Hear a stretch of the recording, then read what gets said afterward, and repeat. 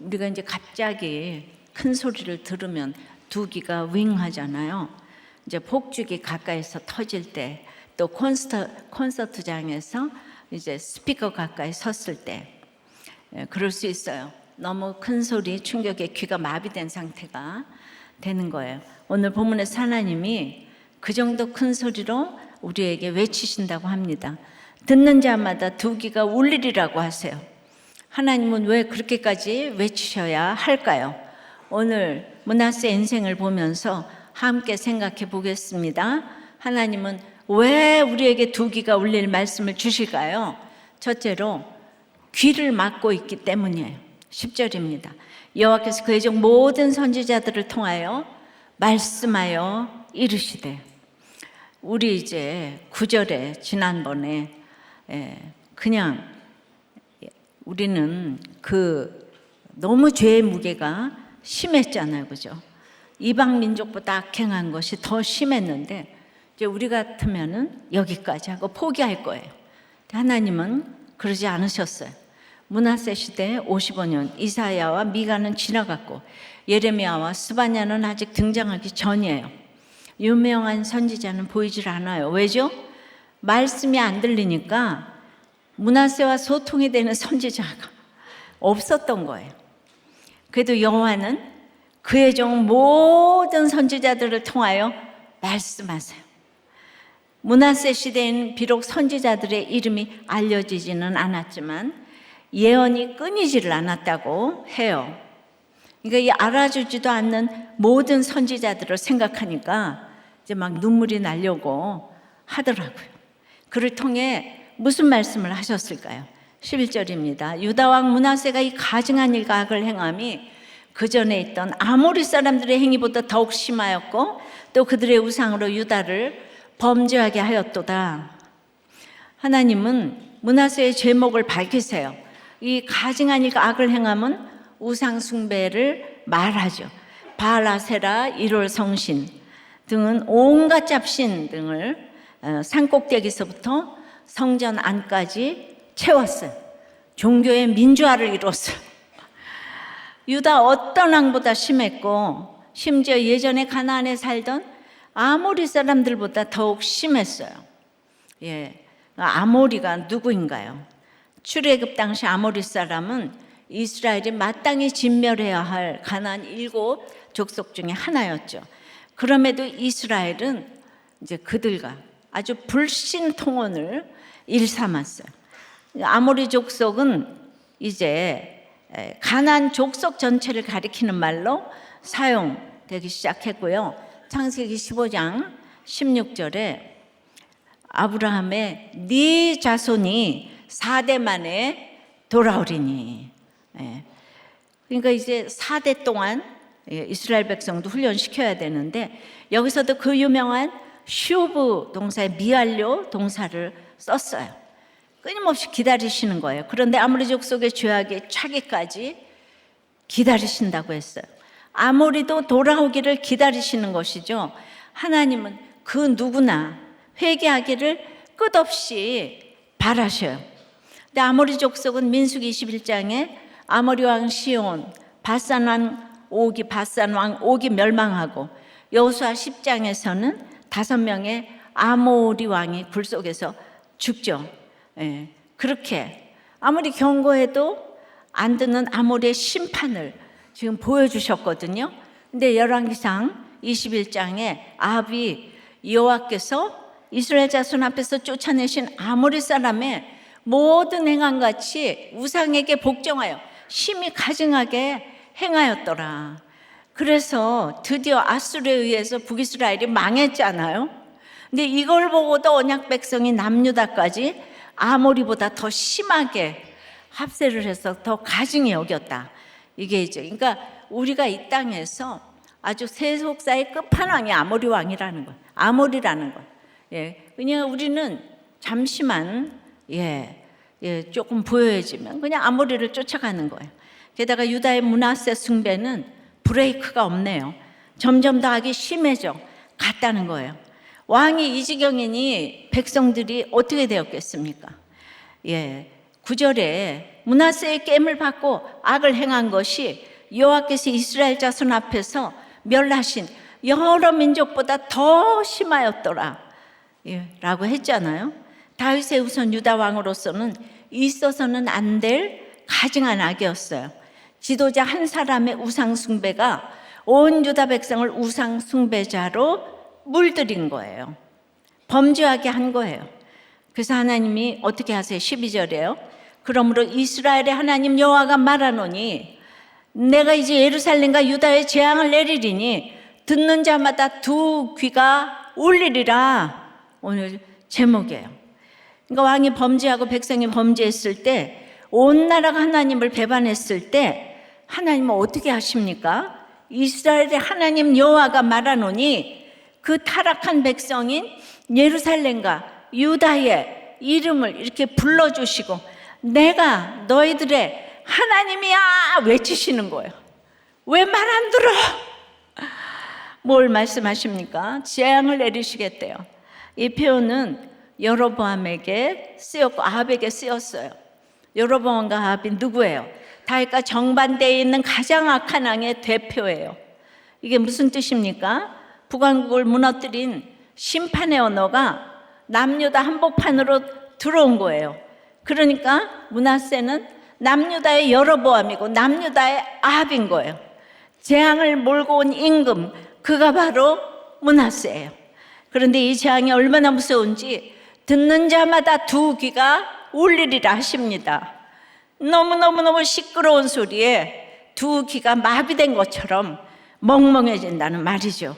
이 표현은 구약 전체에서 단 3번 나옵니다.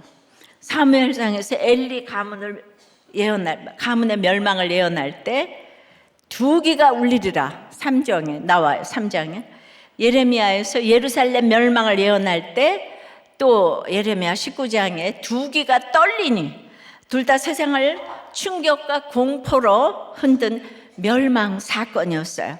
므낫세 우상 숭배의 결과가 이처럼 끔찍하리라는 경고의 말씀이에요. 근데 주님은 이 무서운 심판을 내리시기 전에 미리 말씀하신다는 게 이게 놀라운 일이에요. 모든 선지자들을 동원해서 외치고 또 외치시는 거예요. 옛날에 뻥튀기 장수 있었잖아요. 기계가 터지기 직전에 뻥이요. 놀라지 말라고. 예, 전부 다 피해 있으라고. 우리 주님이 지금 그렇게 하시는 것이에요. 상상이 되세요?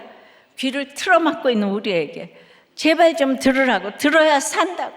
안 들으면 두 귀가 먹을 만큼 큰 폭탄처럼 터지는 재앙을 내릴 것이니까 그렇게 되지 말고 지금 귀를 열고 들으라고 말씀하시고 또 말씀하세요. 예. 여러분 주변에 이렇게 외쳐주는 분들이 있습니까? 시끄러워서 귀를 막고 싶은 소리로 외쳐주는 가족과 지체가 있어요? 그들이 바로 하나님의 종 모든 선지자인 줄 믿으시기 바랍니다. 잔소리 외쳐주는 아내, 남편, 부모, 목자, 부목자, 목장 식구들, 사역자, 이들이 오늘 여러분의 귀에 대고 말씀하시는 하나님의 입입니다.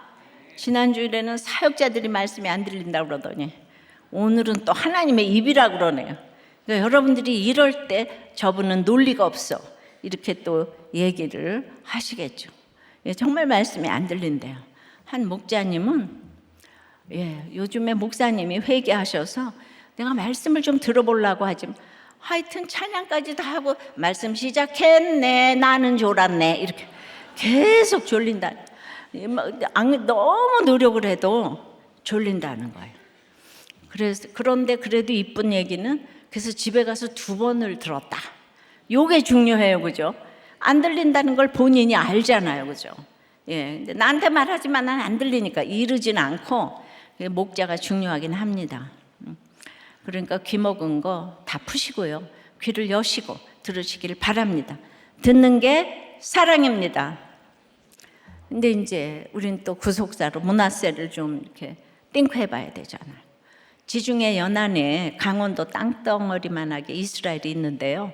그 위에 이렇게 무서운 강대국 아수르가 있는 거예요. 그리고 아래에는 그 유명한 애굽이 버티고 있었습니다.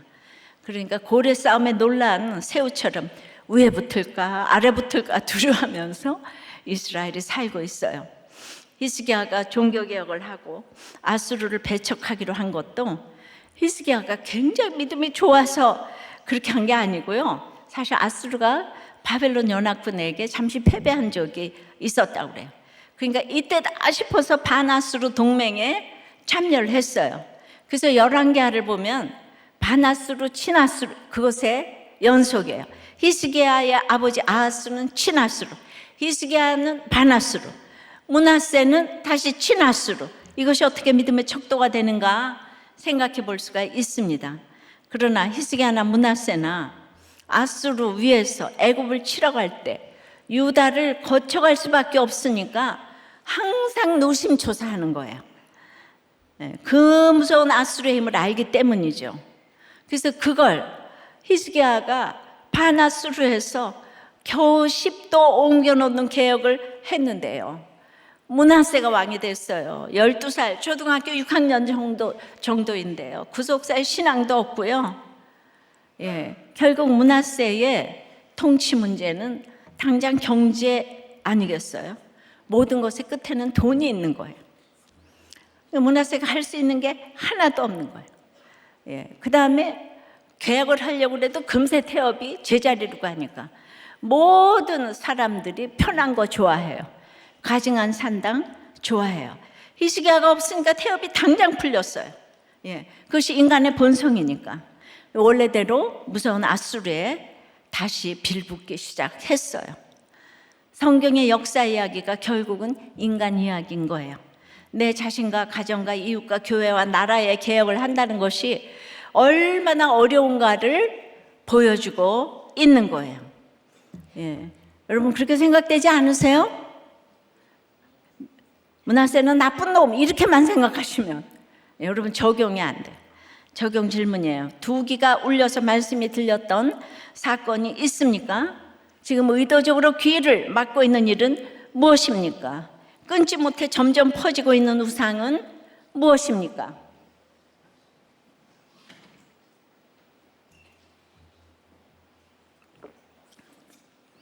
하나님은 왜 우리에게 두 귀가 울릴 말씀을 주실까요?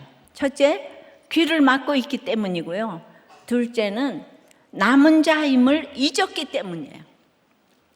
13절입니다. 내가 사마리아를 잰 줄과 아합의 집을 다림보던 추를 예루살렘에 베풀고 또 사람이 그릇을 씻어 엎은 같이 예루살렘을 씻어버릴지라.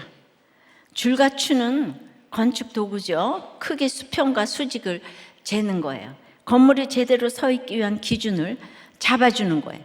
근데 하나님은 이거를 심판의 도구로 쓰셨어요. 무너뜨리는데 사용하셨어요. 사마리아의 죄, 아합의 집 죄를 정확하게 재서 맞지 않는 것을 전부 아수르의 손으로 멸망시키셨어요. 그 심판을 이제 므낫세가 다스리는 예루살렘에도 베푸시겠다고 예고하십니다. 근데 우린 달라. 우린 다윗 왕국이잖아. 하나님의 성전이 있잖아. 이런 확신 하나도 안 통해요. 설거지하듯 남김없이 씻어버린다는 거예요. 흔적도 없이 지워버린다고 하시는 거예요. 우리도 하나님이 빚으신 인생이에요. Made by God이라고 딱 찍혀 있어요. 품질 보증된 것이죠. 믿으시죠? 뭘 믿어요? 그런데 그 보증수표 믿고 아무거나 마구 담으면 어떻게 되겠어요? 씻어엎음을 당하는 거예요. 열심히 담았던 것이 남김없이 비워지는 거예요. 14절 보세요. 내가 나의 기업에서 남은 자들을 버려 그들의 원수의 손에 넘긴 즉 그들이 모든 원수에게 노략거리와 겁탈거리가 되리니. 남은 자는 심판 중에도 하나님이 은혜로 남겨두신 자예요. 북이스라엘이 망할 때 남유다가 남았고 아수르가 유다를 칠 때도 하나님은 예루살렘에 남은 자를 두셨어요. 유다가 망할 때도 남은 자를, 바벨론에 갈 때도 남은 자를 두셨어요. 남은 자는 기대할 수 없던 은혜를 받은 사람인 거예요. 근데 이 남은 자들까지 하나님이 이제는 버린다고 하세요. 그들을 원수의 손에 넘긴다고 하세요. 남은 자가 더 이상 남은 자가 아니게 되는 거예요. 하나님이 더 이상 하나님의 것이 아니게 되는 거예요. 이런 엄청난 심판의 이유가 뭐예요? 15절입니다. 이는 애굽에서 나온 그의 조상 때부터 오늘까지 내가 보기에 악을 행하여 나의 진노를 일으켰습니다. 하나님의 진노를 일으켰어요. 남은 자들마저 심판받는 것은 하나님의 진노 때문이에요. 그들이 하나님의 진노를 일으켰어요. 하나님의 진노가 뭡니까? 죄악을 응징하시려는 하나님의 의지 표현이에요. 어떤 죄악도 하나님의 진노를 피할 수 없습니다. 반드시 심판받는 거예요. 우리가 때는 알지 못하지만 하나님이 정하신 때 반드시 손을 보십니다. 그 대상이 하나님 백성이어도 은혜로 남겨두신 남은 자라도 빠져나갈 수가 없어요. 그런데 이 남은 자들이 언제 하나님의 진노를 일으켰다고 하십니까? 므낫세 때만 아니에요. 10년, 20년 전이 아니에요. 지금 아모리 족속을 봤듯이 출애굽부터 오늘까지 악을 행했다고 하세요. 출애굽이 무슨 사건이에요? 하나님이 불쌍히 여기신 사건이죠. 하나님이 보고 들으신 사건이고 돌보신 사건이에요. 자유를 주신 은혜예요.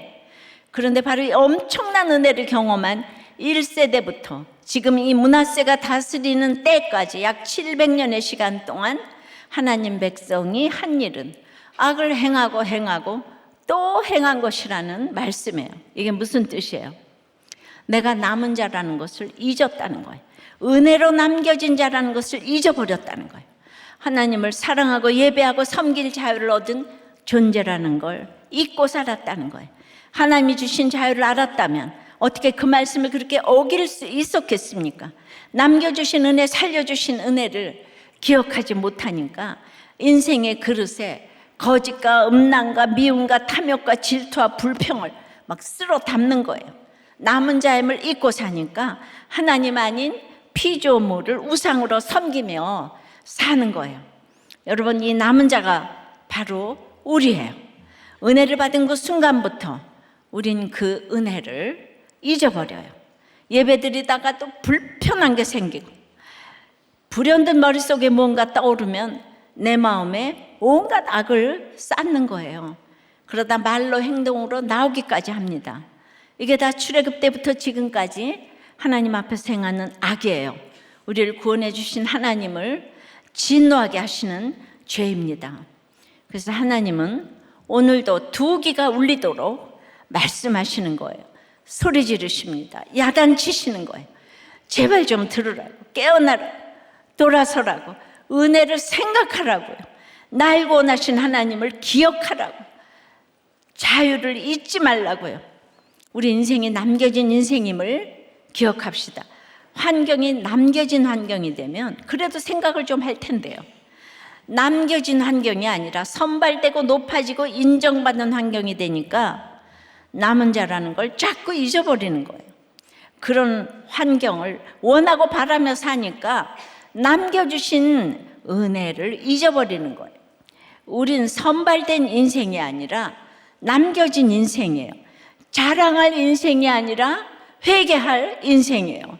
그러니 심판의 말씀이 들릴 때, 듣기 싫은 말씀을 자꾸 외쳐주실 때 귀를 막지 마시고요, 남겨주신 은혜를 기억하시기 바랍니다. 적용 질문이에요. 내 인생이 made by God임을 믿으십니까? 가장 귀한 그릇임을 믿으세요? 인생 그릇에 무엇을 담고 있습니까? 끊임없이 습관적으로 쓸어 담는 악은 없습니까? 잊지 말고 날마다 기억해야 할 은혜는 무엇입니까?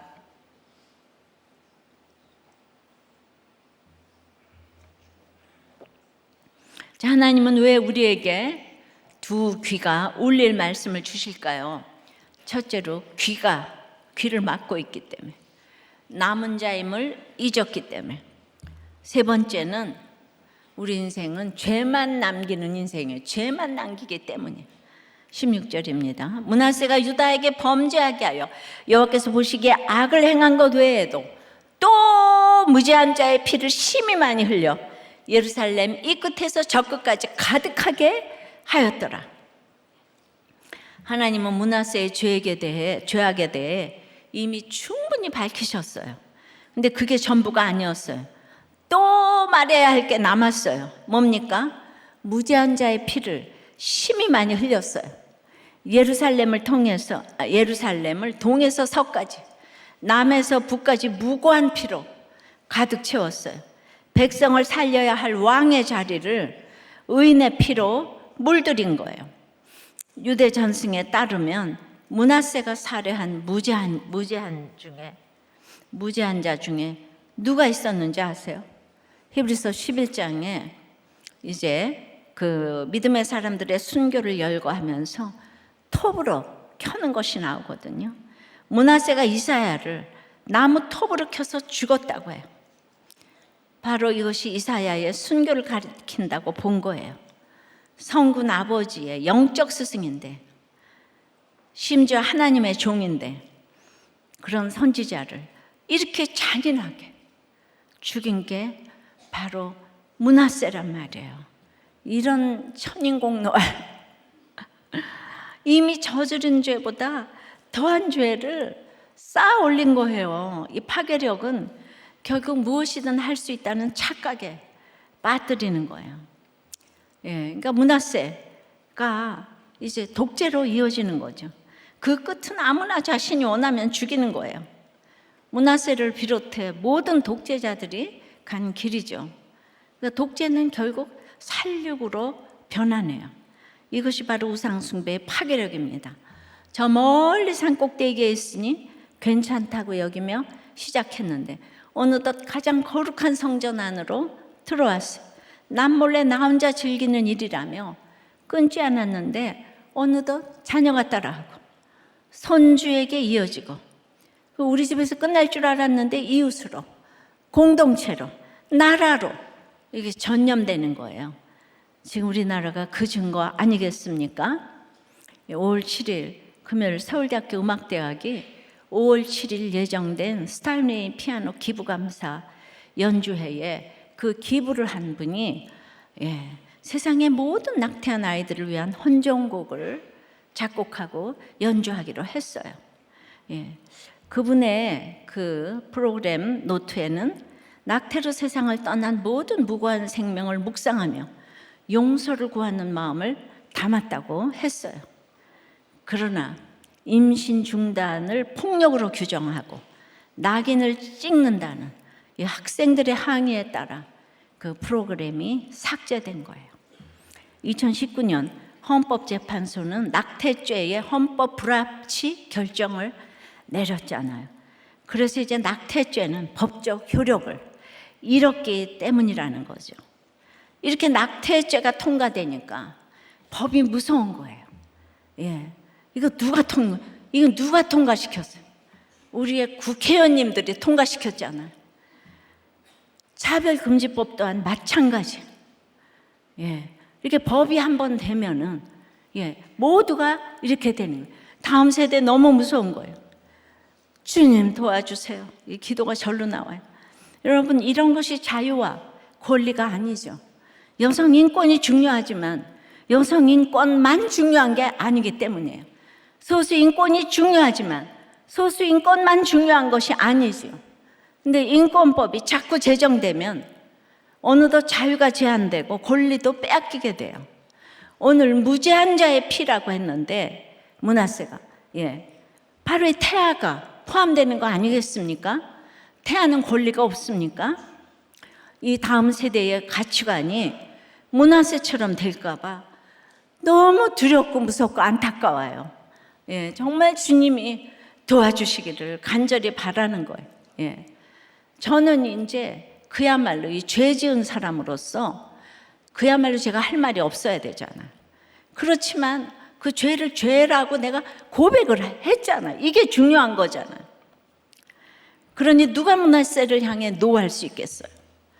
무조건 우린 예할 수밖에 없어요. 칭송하고 찬양하고 복종할 수밖에 없어요.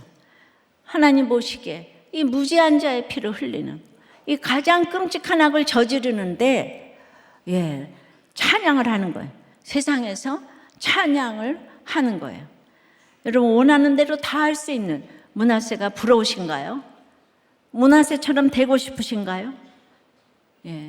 그래서 정말 불행한 지도자는 아무도 아니요라고 말해주지 않는 지도자예요. 이 비난을 하나님의 책망으로 달게 듣고 회개하는 사람이 바른 지도자예요. 싫은 소리를 잘 들어야 돼요. 이스라엘 백성은 출애굽 400년 지나고 광야를 지나며 이 광야에서 하나님 없이 살 수 없으니까 그때는 모세의 계명을 지켜서 하나님의 사랑을 많이 받았어요. 왜죠? 그냥 저절로 겸손해졌으니까요. 근데 여호수아의 정복 전쟁이 끝나고 사무엘서에 들어가면은 이제 다 정복 전쟁이 끝났으니까 우리도 인간 왕을 달라고 그래요. 예, 하나님이 왕이신데 배부르고 등이 따시면 필요한 것들이 많아져요. 예, 내가 우상처럼 생각하는 걸 다 달라는 거예요. 그 하나님이 사무엘을 통해서 왕은 너희를 압제하고 착시할 것이라고. 그래도 떼부리는 기도를 하니까 호세아 13장 11절에 내가 분노함으로 왕을 주고 진노함으로 패하였노라. 예. 여러분 이런 기도 응답은 받으시면 안 되는 거예요. 근데 너무 떼를 부리니까 하나님 떼 부리는 기도도 응답하실 때가 있어요. 이렇게 미리 말씀하셨기 때문에 이 왕정으로 망할 수밖에 없는 이 결과는 필연이었어요. 그래서 내 삶의 결론이라고 늘 얘기하잖아요. 그러므로 하나님의 뜻대로 하는 기도는 금보다도 더 귀하네. 그런 기도예요. 광야는 말씀이 꿀송이로 들리는데 부유해지니까 하나님 말씀도 싫은데 사람의 싫은 소리는 야단치는 소리를 어떻게 듣겠습니까? 전혀 못 들어요. 부자 청년도 네 재물로 가난한 자를 도와주라 하니까 예수님을 불편해하면서 떠났어요.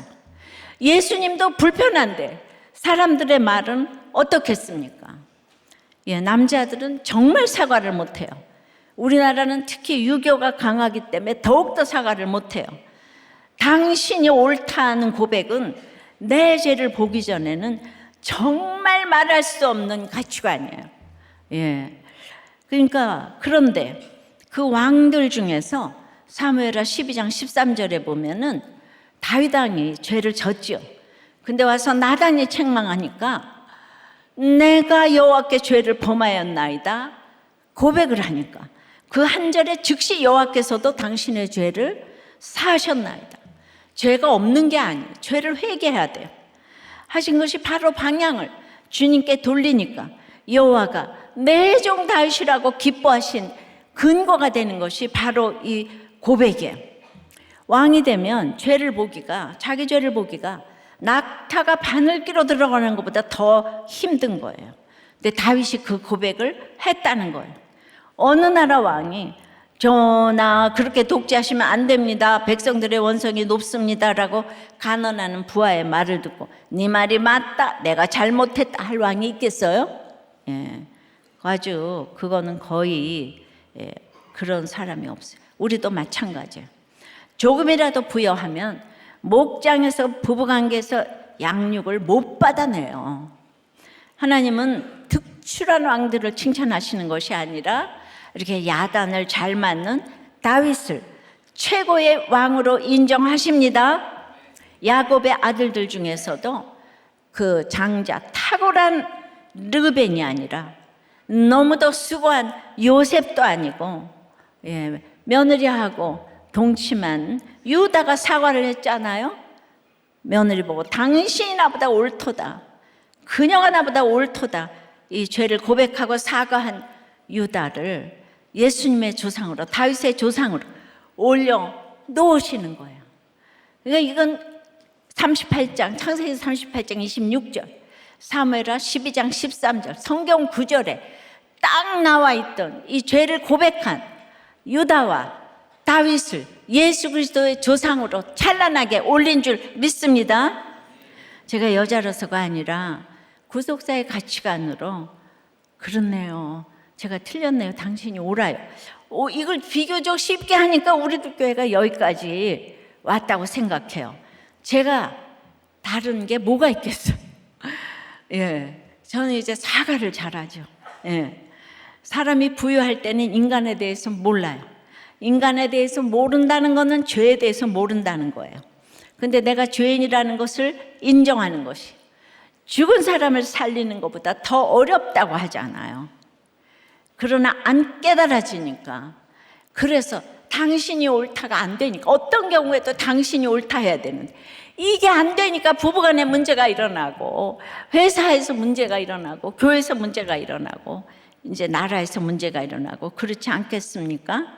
그러니까 여러분들이 하도 내가 죄인이에요 못하니까 오늘 다 같이 복창을 하자고. 내가 죄인이에요 큰 소리로 떠들어봐요. 내가 죄인이에요. 내가 죄인이에요. 예, 이번 주에 목장 가서 집에 가서 내가 죄인이에요, 당신 나보다 오라 해보시기 바랍니다. 그러니 가장 긴 시간 왕좌에 앉아 원하는 것은 무엇이든 할 수 있었던 므낫세의 통치를 성경은 어떻게 기록합니까? 17절이에요. 므낫세의 남은 사적과 그가 행한 모든 일과 범한 죄는 유다 왕 역대지략에 기록되지 아니하였느냐? 55년 동안 므낫세가 한 일이 많겠죠. 그런데 열왕기 기자는 그런 거 하나도 기록하지 않아요. 남은 사적 행한 모든 일, 구체적으로 무엇인지 하나도 중요하지 않다는 거예요. 대신 업적 목록에서 뺄 수 없는 게 뭐예요? 17절 범한 죄예요. 범한 죄. 므낫세 이코르 죄라는 거예요. 그 오랜 세월 왕으로 살면서 남긴 거라고는 죄뿐이라는 거예요. 여러분, 므낫세만 그럴까요? 살면서 죄만 남기는 것은 므낫세만이 아니고요. 므낫세처럼 좋은 환경에서 태어나 높은 자리에 오래 앉아 있으며 원하는 것은 무엇이든 다 할 수 있기를 바라는 사람도 똑같아요. 이렇게 되기를 원하지 않는 사람이 누가 있겠어요? 모든 인생의 욕심이에요. 하나님 자리에 내가 앉는 것이에요. 가장 위험한 우상은 바로 내 자신인 거예요. 자기 애가 우리 다 있어요. 잘 살아보겠다고. 얼마나 므낫세가 잘 부볐으면 55년이나 장기 집권을 했겠어요. 그죠? 그러면 그때는 정치 잘한 왕이 아닐까요? 55년 동안 전쟁이 없었으니까 우리는 진짜 알 수가 없어요. 예.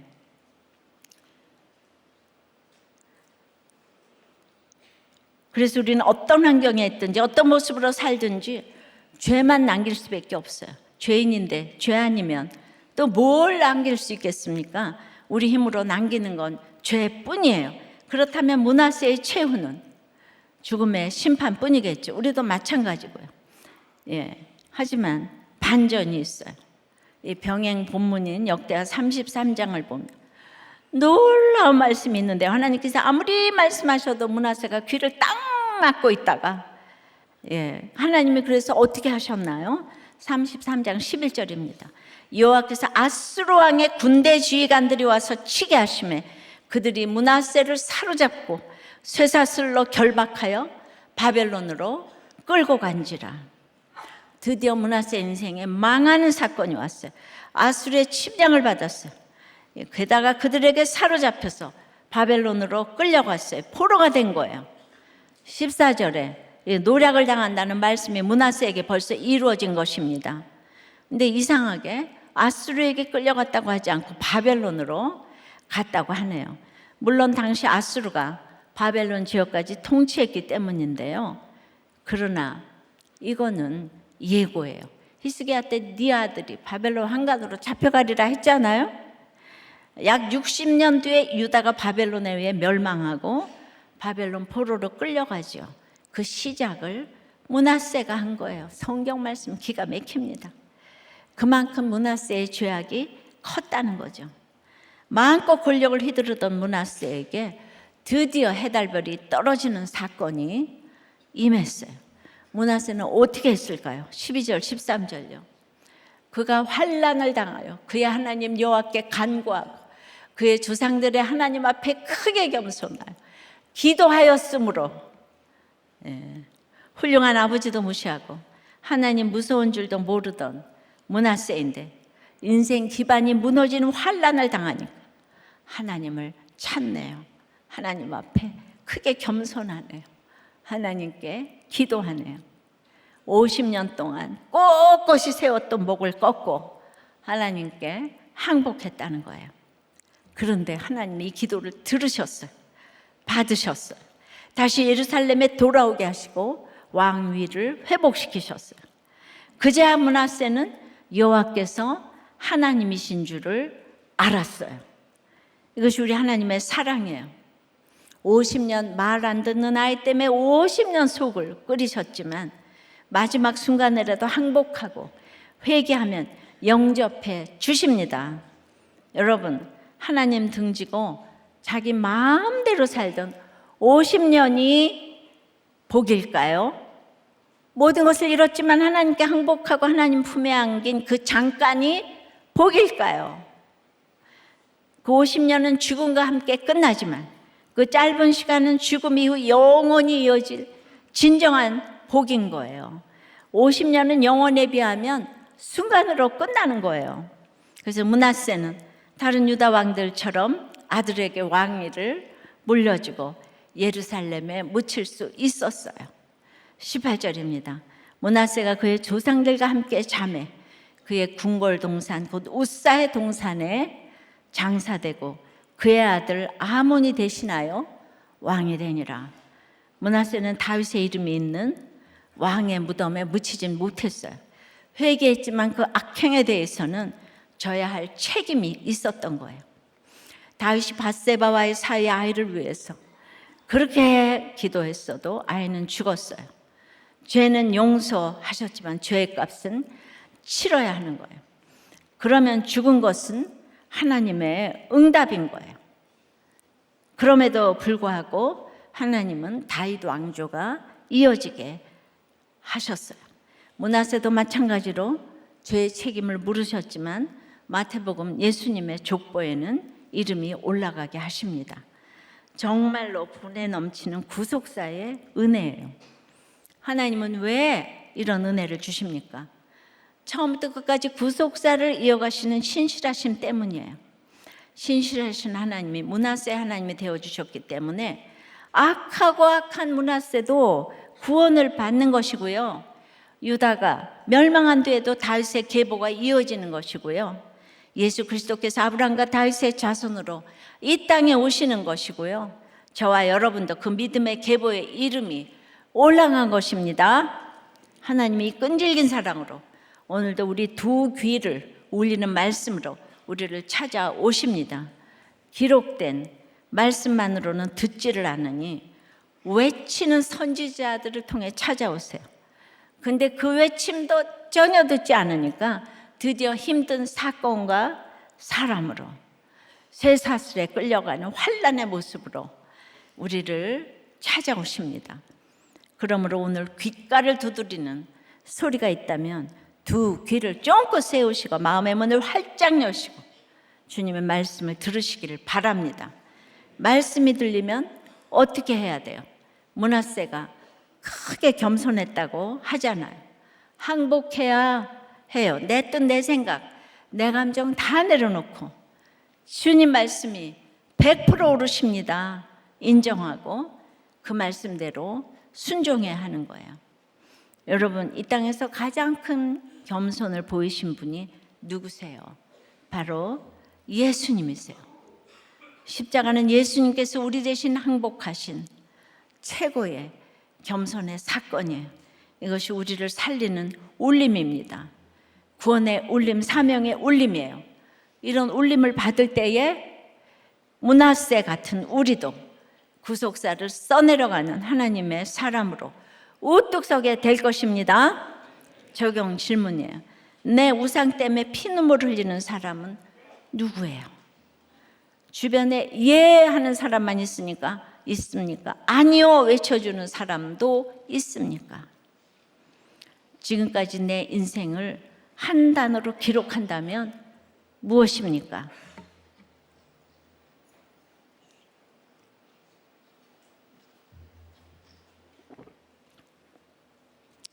면접을 본 어떤 집사님이 계신데 2차 면접 시에 회장님의 첫 마디가 나는 사람을 보면 보이는 게 있다고 하셨대요. 그래서 나도 나를 모르는데 나를 안다고? 생각하면서도 이제 긴장을 했답니다. 회장님이 나를 뽑는 것을 고민하시는 것 같길래 직원들이 나보다 나이가 많아 관리를 하는 게 염려가 있다고 하셨는데 오랜 직원들을 제가 공을 들여 관리를 해야 할 필요가 있겠습니까? 예. 그러니 씩 웃으시며 근데 경험이 좀 부족하지 않냐? 그거 물으셨대요.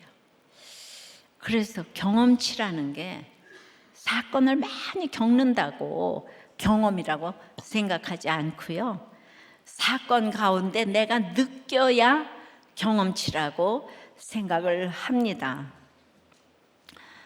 그렇게 얘기했더니 눈빛이 변하시더니 고민하고 연락하겠다고 했었는데 출근하라는 연락을 받게 되었다는 거예요.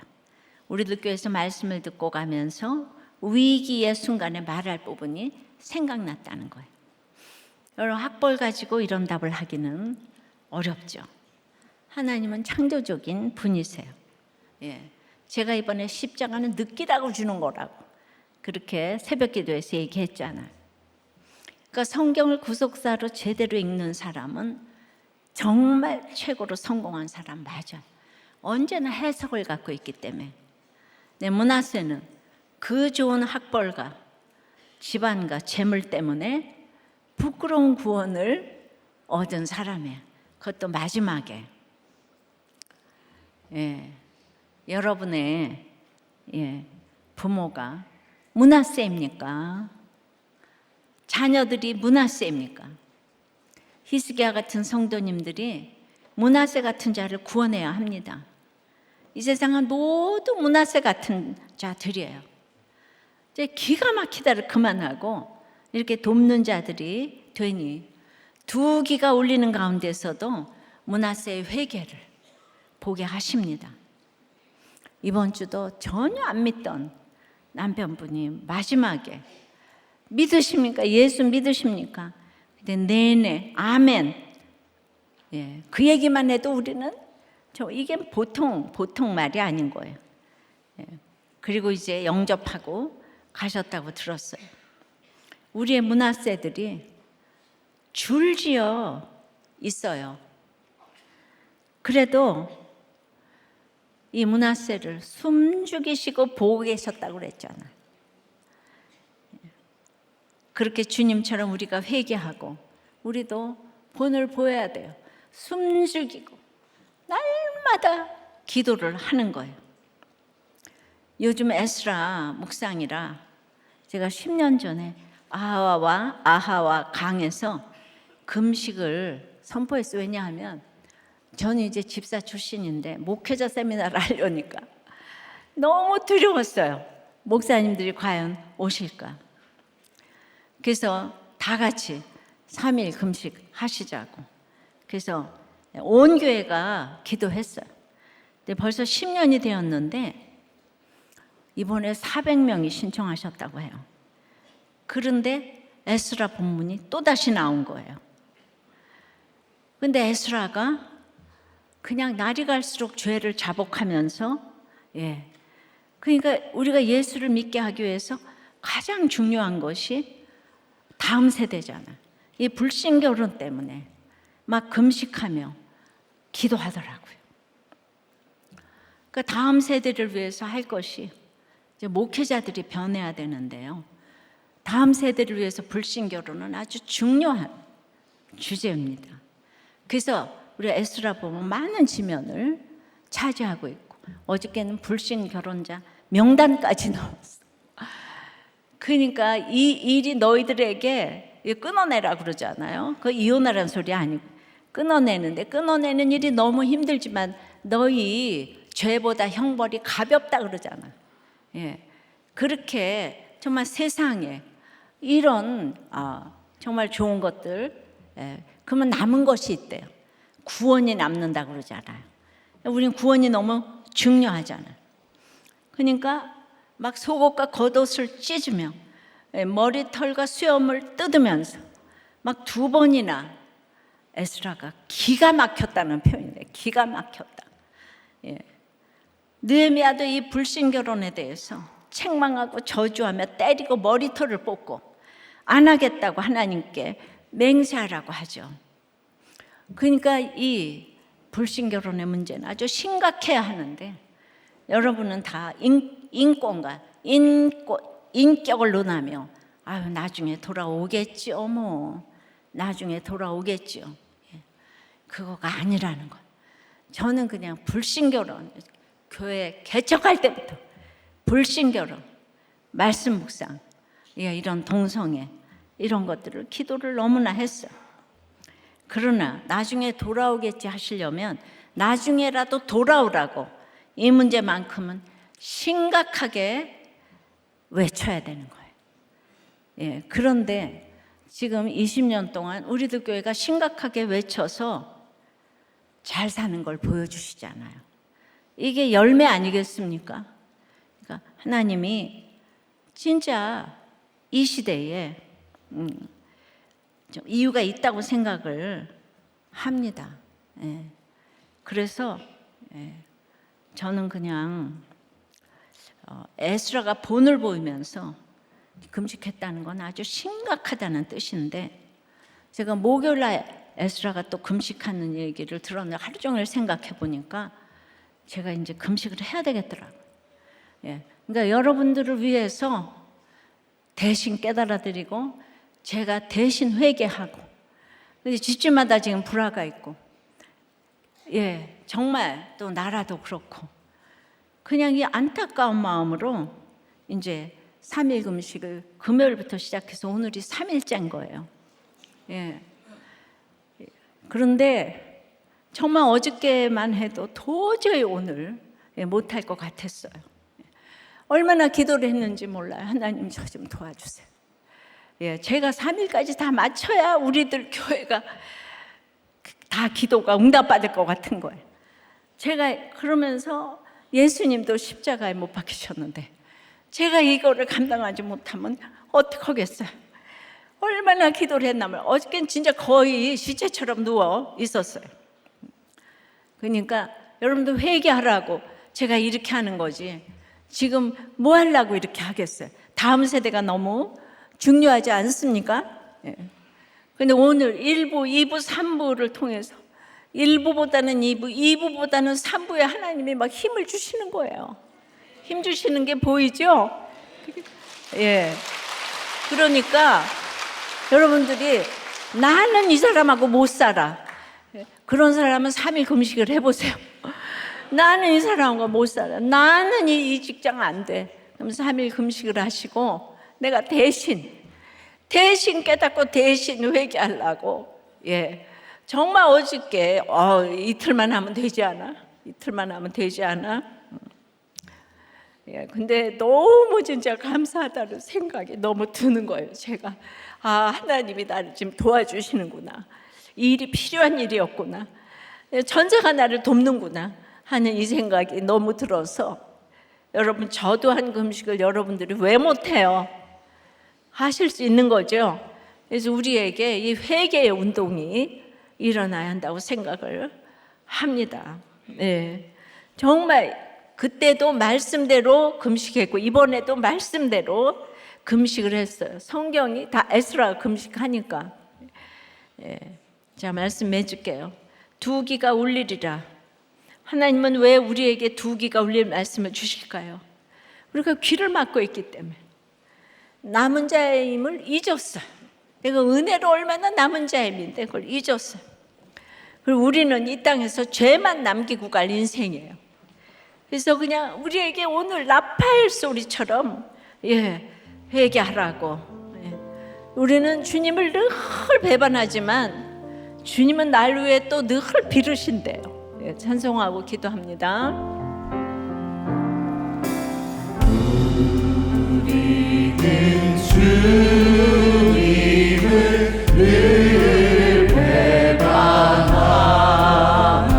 내 주 예수 여전히 날 부르사 그 참 되신 사랑을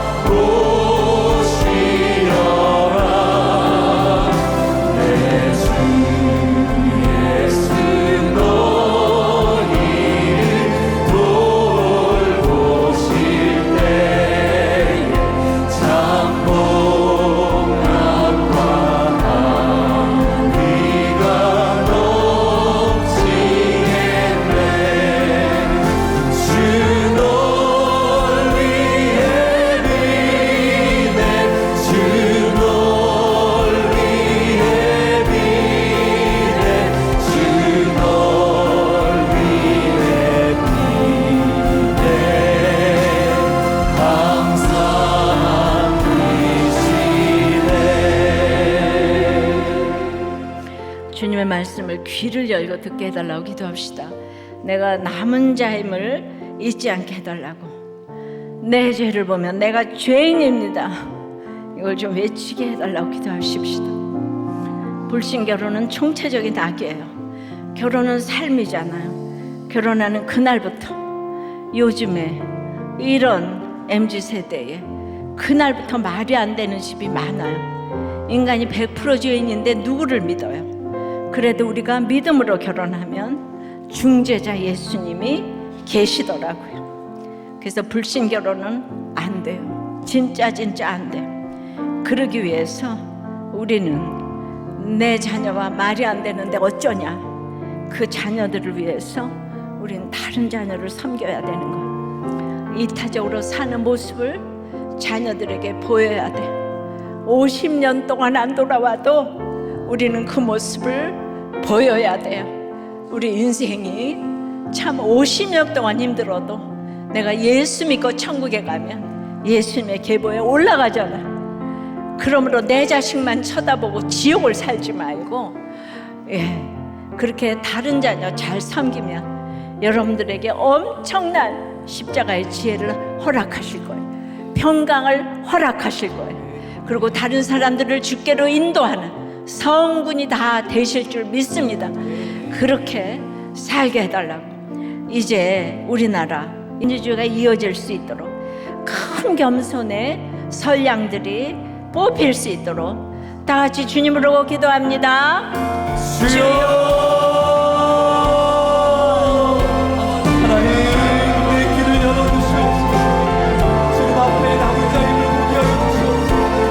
내 죄를 회개하며 내가 죄인이라 고백하는 회개의 눈물이 삶을 임하게 하여 주시옵소서.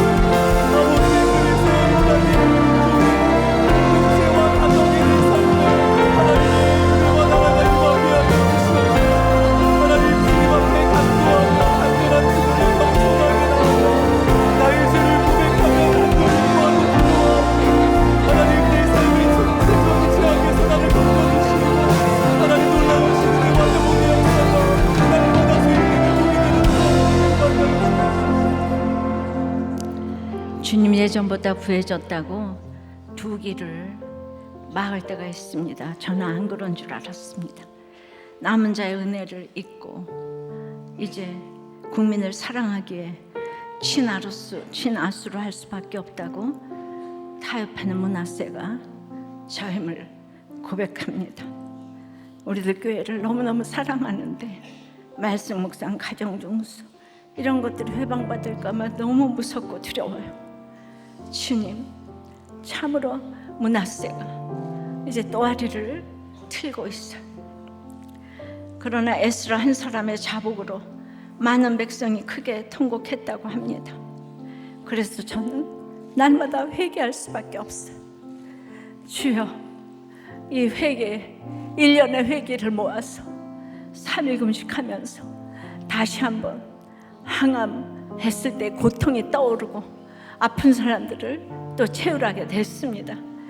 주님, 이 부족하지만 하나님의 양이 차지 않아도 저의 회개를 보시고 우리를 살려주시옵소서. 우리 모두 살려주시옵소서. 정말 물질의 문제, 건강의 문제, 인간관계의 문제 다 우리 죽을 것 같은데 여러분들을 위해서 제가 대신 회개하오니 주여 살려주시옵소서. 도와주시옵소서. 주님 역사하여 주시옵소서. 주여 살려주시옵소서. 주여 살려주시옵소서. 주님, 저 한 사람이 서 있으면 여러분도 살리고 교회도 살리고 나라도 살려주실 줄 믿어요. 이 한 사람, 저 한 사람의 회개가 전염이 되어서 우리 많은 성도들이 회개의 역사가 일어날 때 우리나라가 살아날 줄 믿습니다. 살려주실 줄 믿습니다.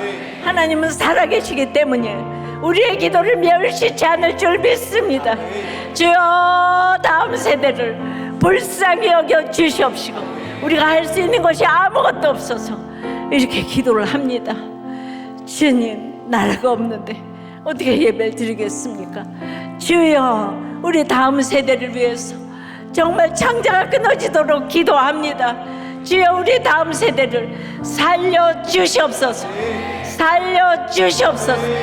주여, 살려주시옵소서. 할 수 있는 것이 아무것도 없어서 기도밖에 할 것이 없습니다. 주여, 우리 기도를 들으시고 우리의 자녀들 다 살려주시옵소서. 믿음으로 깨달을 수 있도록 역사하여 주시옵소서.